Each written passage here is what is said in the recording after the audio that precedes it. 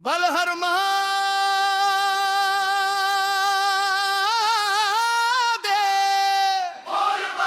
सावन के महीना गल भोले के नगरी बुला गए। सावन में देवघर चली ना हो, गंगा जल लेके चली ना हो। सावन में देवघर चली ना हो, बोल बम बोलत चली ना हो।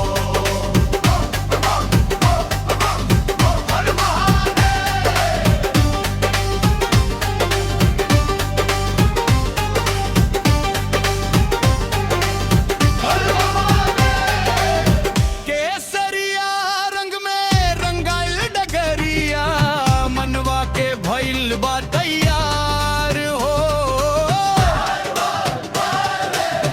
हर हर महादेव गूंजे गलिया, बाबा के दरबार सजल बा। मन के मुराद लेके सजनवा देवघर के राह पकड़ बा। बाबा के जय बोल बम। सुल्तानगंज से जल भर हम कांवरिया बन के चलब हो। रास्ता चाहे लम्हर होखे, बाबा के नाम ना छोड़ब हो। पाँव में छाला पड़ जाई अगर फेरू कदम ना रुकाई, भोले बाबा के नाम जपत जप देव घर पहुँचाई। सावन में देवघर चली ना हो, गंगा जल लेके चली ना हो। सावन में देवघर चली ना हो, बोल बम बोलत चली ना हो। बोल बम बोल हर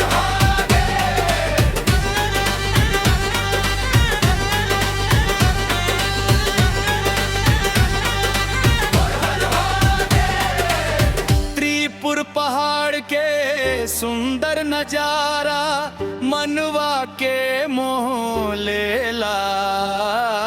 डमरू बाजे घंटा बाजे, भोले के रंग में रंग देला।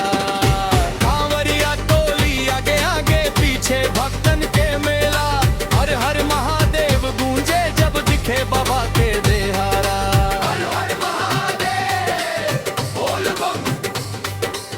ना चाही सोना ना चाही चांदी, बस बाबा के आशीष मिले।